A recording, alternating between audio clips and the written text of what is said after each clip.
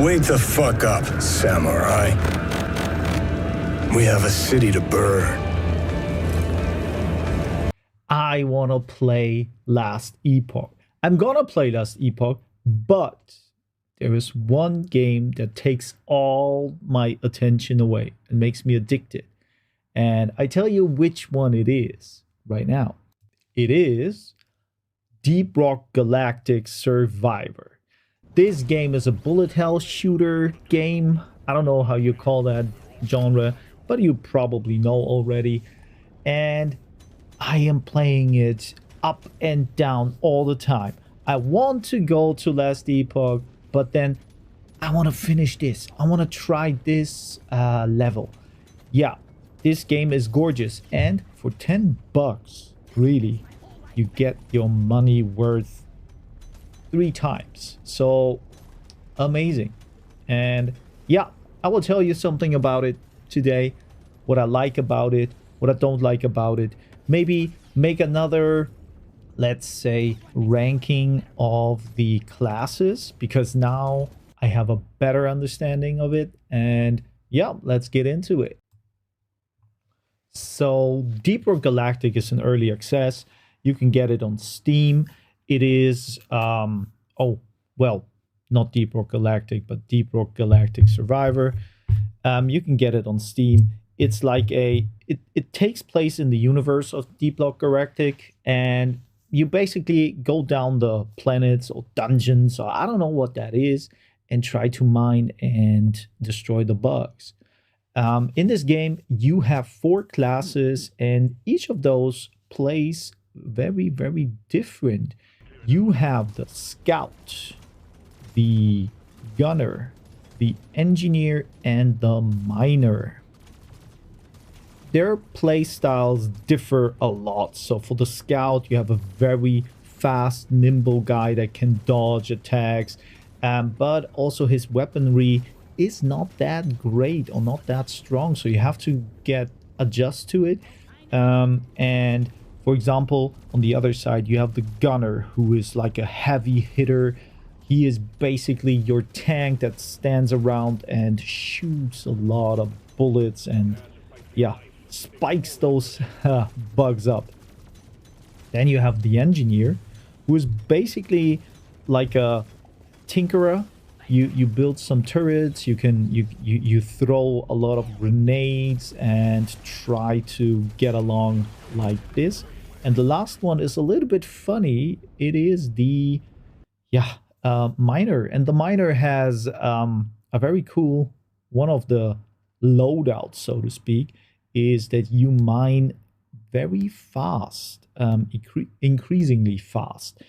He has like a lot of weapons that are connected to flamethrowers and acidic throwers and stuff like that. Yeah, that's basically the classes. So in the beginning, you pick a level, then you pick the hazard level, so it's like the difficulty of it, and then you have usually couple of missions in it, like 3. You have to complete the dive. You have to, for example, gather some resources, or achieve or level up one weapon to a certain level. That's kind of the bonus sides of it, and you earn some, I would say, medals or points, and with those points, the next biomes and planets are unlocking, and you can procedurally go on to try them out.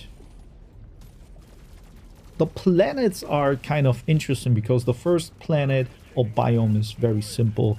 You have a little bit of rocks that you can mine through, but then you have a lava core kind of, so some of those parts in this level are out of flame, so when you traverse through it, you get a little bit of damage, but also the enemies get a lot of damage. And the third one is very specific because there are kind of like vines where you can destroy them, but they grow again. And once you get trapped, I noticed, and that's very interesting, a lot of flying bugs are incoming. So you can't just, I would say, hide in a corner and then shoot all the bugs, because you get surrounded by those flying enemies, and they destroy you. And in those games, typically you have also some procedural, I would say, passives you can unlock. For example, more mining speed or crit chance, and you can unlock it with gold that you get with every run, plus with the resources or materials you mine there. It's basically simple, but still there is a lot to do until you unlock everything. Plus, I would say the very, very fun part is that each of those classes has a different loadout, so you won't ever have a scout with a rail gun or something, and on the other side you never have a engineer with maybe, I don't know, with a scouting pistol or something like that. So there is a little bit of a loadout to those classes, what makes it really interesting and fun and kind of challenging. And the interesting part is, I don't know why, but I want to challenge this game more and more. I know probably you can't say that, but what I mean about that is I want to get into the planet and try to accomplish it. And it's so hard. I sometimes die like after, I don't know, 2 minutes, because the higher the hazard level, the more damage those bugs do, and it gets challenging, immensely challenging. And I'm really struggle with that, and sometimes thought that this game is not balanced, but I think it is balanced. Of course, there are minor tweaks like in every game, but you should consider to play that game and see it for yourself. So now to the classes, and to my initial videos that I did about the classes. Now I have to do a different review, maybe even have a tier list for them if possible. So the weakest class, in my opinion, is the Scout. The Scout has its usual strength in movement speed. I think even the mining speed is a little bit higher, but not like especially big or something. But the problem with the Scout is his weaponry is not very strong so far. I leveled him like until level 21. I know there's still more level and weapons to unlock, but so far he has the worst loadout. Like, for example, you have a pistol that shoots in 4 directions. So you always have to move with the weapon to hit someone. And that's annoying. And also the damage is not that high. Well, maybe the fire rate is a little bit bigger, but it's kind of struggling. Plus, he doesn't have a lot of HP. So his main goal is to avoid damage, but in certain situations that is not possible. So I would put him on the lowest tier, on place 4. So now, in my opinion, the next place number 3, would be the Engineer. And it's a little bit hard to say that, because the Engineer is pretty unique and fun, and with those towers, he has a very joyful or enjoying playstyle. But those, first of all, he's squishy. His mining speed is not that high. And yeah, those towers are kind of like very stationary. So when you have a mission where you have to move around a lot, those towers are kind of, yeah, a little bit hinder you from yeah, manage to get better or get a little bit of XP and proceed in the level. I know you can upgrade the turrets that they move with you, but the speed is not very high. And sometimes even for all the classes, sometimes those special perks that the weapons get, I forgot, like I think it's overclocks or something. Some of them are really, I don't know, they don't bring anything. I don't know if I ever noticed that when my turret explodes, it kills a lot of bugs. So that's kind of something that I don't enjoy about the engineer. In the beginning, it's fun to place all the turrets and play a turret build, but in the end, it's very, very weak in my opinion, because you can't level up really well. So now to number 2, and that's a tough one, to be completely honest, because I like the gunner and I like the miner, and both play styles have been very successful for me. But I would say that the miner lacks a little bit in damage. His playstyle and mechanic is really great. You just mine through all those stone there and mine a lot of resources. That's a great thing. Run away, and with this one loadout where you always shoot backwards, that's kind of good. But I don't know, it's a lot of running away. You level up fast, that's for sure, but the weapons are kind of, you want to hold the enemies on distance, but a lot of his weapons are kind of like close range, and that is not favorable when it comes to, yeah, winning. So at place number 1, it is the gunner. The gunner is really like a tank. He doesn't move a lot.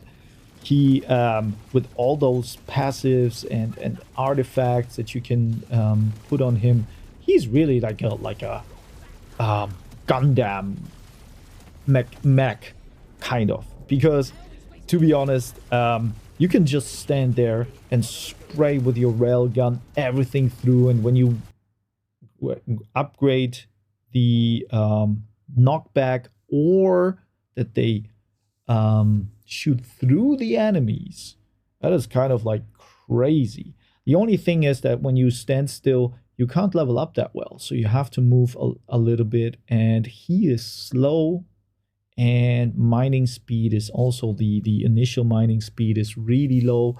So I would say, yeah, if you like it, great choice. I also like, there is a weapon that is like amazing, like a cannon kind of, like I don't know, like a bazooka. He's shooting like those heavy bullets.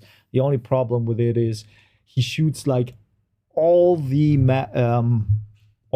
ammo in one direction and then reloads. So maybe you have to go with reload speed for sure and fire rate, but the damage is amazing. So that's great. And all of those classes have like 3 subclasses with different perks and loadouts. So it is always a treat to, yeah, play another style. And I found myself a lot going back to those early loadouts and try levels that are kind of like more difficult, and sometimes it worked out. So at the last point, I want to go into the nice level up system, because what I like about it is, first of all, you level up on the planet. So you walk around, kill enemies, mine a little bit of stone, and then you get your experience. So then what happens is you grade up your weapons that you have, and every, I think, what was it, on level 5, 15, and 25, you get an option for second, third, and fourth weapon. And this is kind of like what makes it interesting to play, so to speak. So you can combine like grenades with maybe turrets as an engineer or something like that. So maybe mix it up a little. That's cool. And after the stage, you always have the possibility of grading up even more, like the special levels of the weapon, or maybe your typical fire rate of projectiles. So and sometimes you end up with no level up at the end of the stage because you didn't gather enough resources. So that's kind of like a good point about it. Still, sometimes it seems like you can really end up upgrading a lot, and sometimes you can upgrade a lot of unuseful things. So the game, great game. It gives you a lot of possibilities to level up and play styles. That's cool. So at last, compared with other bullet hell shooters that I played, like Greenland and yet another zombie survivor, what this game does well is the overall feeling of progression is really great, and the challenge. I don't know, the other games that I played never challenged me that much. And what I like about it is that I'm kind of want to make it happen. In those other games, it was usually I gathered a resource like money and then bought all my possible stuff and items that I can have and upgrade them. And here it's a little bit different. So you have to play to unlock those weapons, and then you have to upgrade them in the stage or while playing in the particular level. So that's kind of you never get overpowered, but you have to think in which direction you want to go. Another thing is that I would maybe like to see in the game is a multiplayer, or maybe when they work on more dwarves or more loadouts, so to speak. I know that Deep Rock Galactic, I think the base version had like 4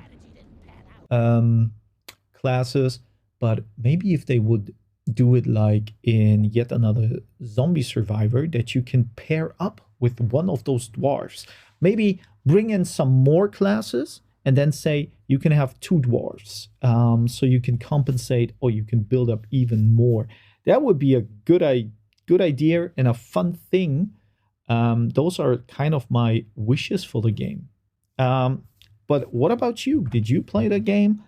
Do you like it? Do you like bullet hell shooters in general? Because I enjoy them. Sometimes when I only have like 20 minutes, 1, 2, 3 rounds to play, instead of going into a game where I have to immerse, and I don't have the time for it. So it is not enjoyable for that amount of time. Yeah, let me know. So I hope I see you in the next one, and peace out.